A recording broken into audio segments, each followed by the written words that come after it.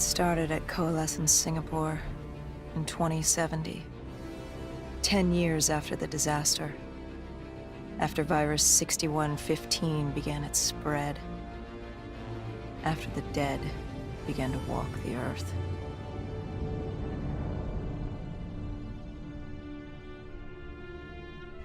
We'd lost comms with John Taylor's squad, another undead extermination team.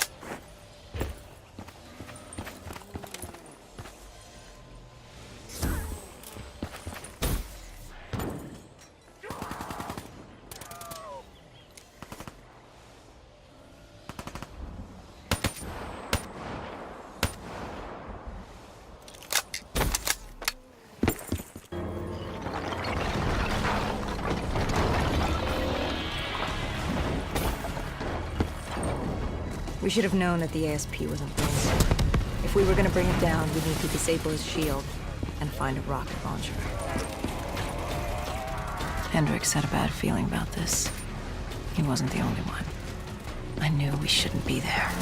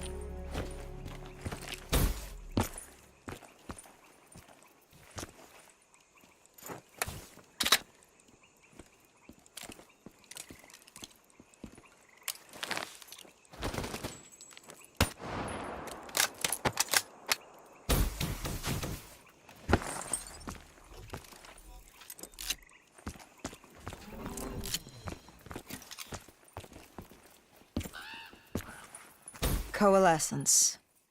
Enhance yourself for a better tomorrow. They'd been the forefront of technology, always wanting to improve the individual, the future of you. What happened? What went wrong? A Coalescence disaster happened. Virus 6115 spread throughout Singapore and strains popped up all over the world. Governments built these quarantine zones to house the undead, a way for the populace to ignore what was happening. 10 years on, and it had worked. We put it out of mind. Ignorance was bliss. What was so special about this operation? It was supposed to be by the books, 5 years after our cybernetic augmentations. Hendricks and I were a well-oiled machine. Quarantine sweeps, recon, search and rescue. It's just what dead killers do. But we'd never been sent after one of our own before. John Taylor's systems had gone quiet. With our direct neural interface, we're hardwired into Winslow Accord servers. Observation knew if you were dead or alive. For Taylor to be neither, that was unusual. We located an EMF source and uploaded it to Central. It was a 54 immortal audio log, detailing unusual activity coming from the server room at the lowest level of the building. It couldn't have been more than a week old. Probably why Taylor's team had been sent to investigate. Hendricks activated a recon drone to scan for life. We picked up a signal coming from far below.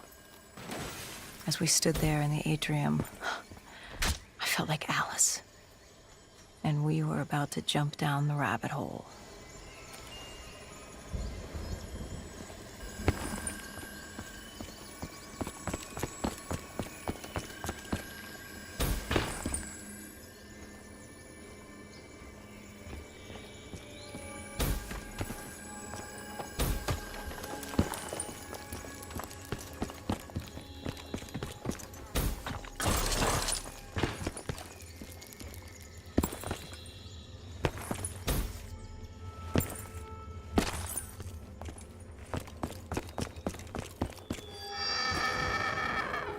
Our drone picked up activity ahead.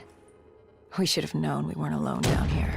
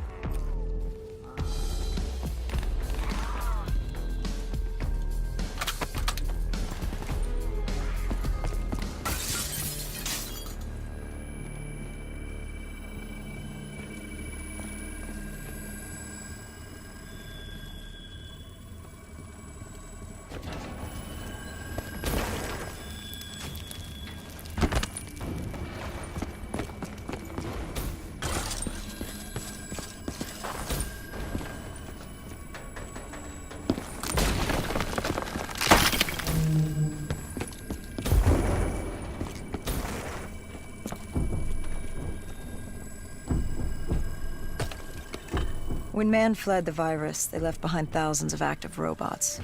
Machinery abandoned with one directive: kill the dead. Years later, they're still killing. But with decrepit programming, somehow humans had been added to their kill list, indistinguishable from our brainless counterparts. The strange behavior was observed in multiple quarantine zones. Another nuisance for us to deal with while on recon. We moved on.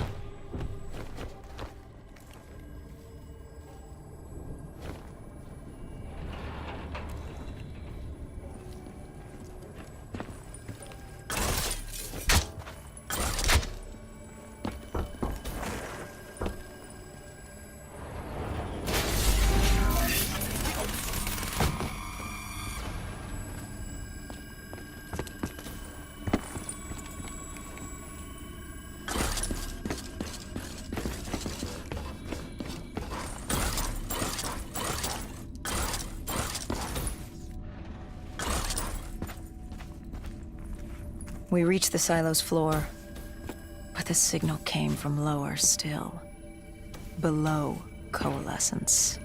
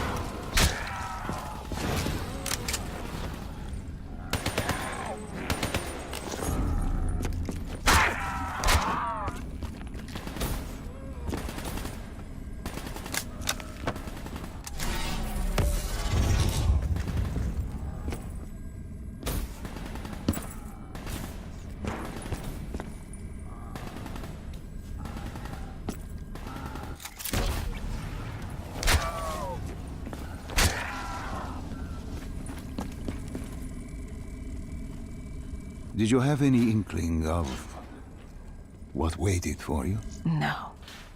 In hindsight, we should have put it together.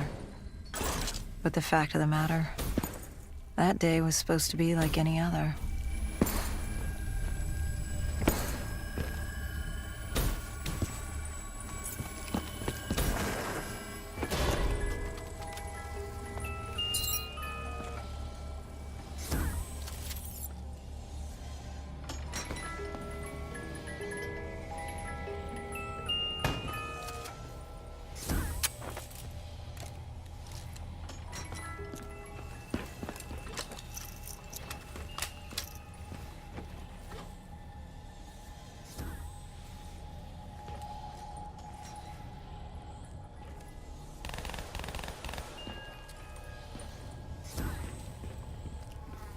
What did you find below Coalescence?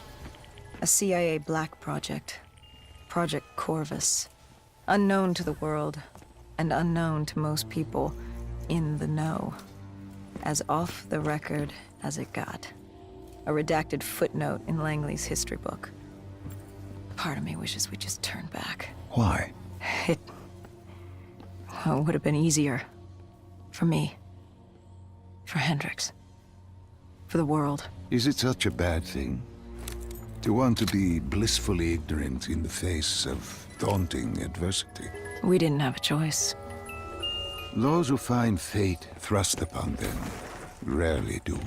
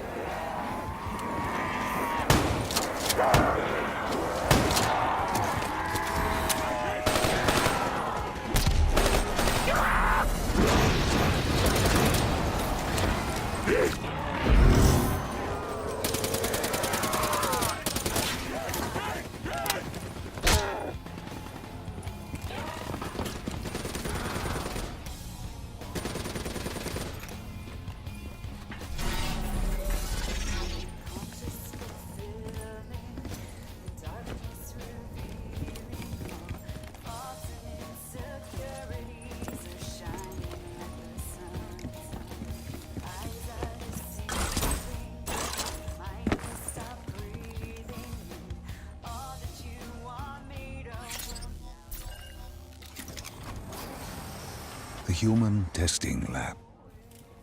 What awaited you there? We found the truth. The cause of the disaster. You are.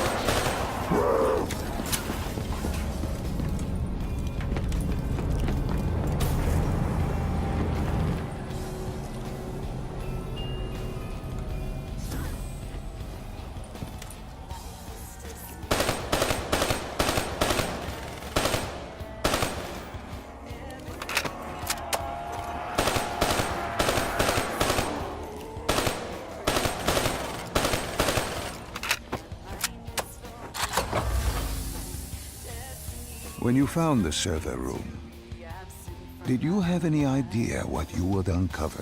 We couldn't have known. We found Sebastian Diaz, one of Taylor's, another dead killer, our friend. He'd linked himself to the CIA server, connected directly with the Winslow Accord systems. He was deactivating defenses for the undead quarantine zones all over the world. The massive walls containing the spread, keeping us from the undead. Deactivating the defenses would let the flesh-eating hordes loose upon the living. It would end humanity. We had to stop him. The only way to stop him now was by destroying the server.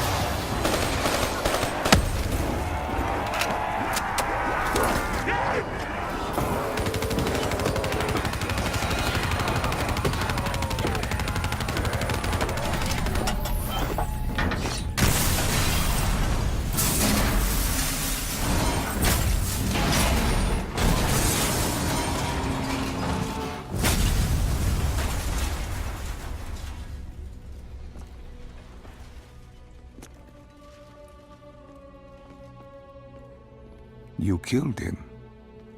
Your friend. He left us no choice. Hendricks wasn't happy and let Diaz know that. He'd unleashed the dead upon the world. Hendricks knew what he had to do. You needed to find out what he knew. What he knew about Taylor. Interfacing with Diaz and accessing his memories was the only way to find him. Knowing what you know about the NI, interfacing would surely kill him. That didn't matter. We had to know. Had I known what it would do to Hendricks. From the interface, Hendricks learned Taylor was trying to get out of Singapore. There wouldn't be much time before we'd be too late. Tell me about the name. The name Hendricks learned. The name. Deimos. The demigod of dread and terror. Hendricks, myself, we had no idea what it meant, but Taylor's team was obsessed with it. But more importantly, we learned our arrival on site wasn't a secret. We had company. Go Julan, leader of the 54 Immortals. The Winslow Accord had no quarrel with them. To their credit, they had no idea we were down there.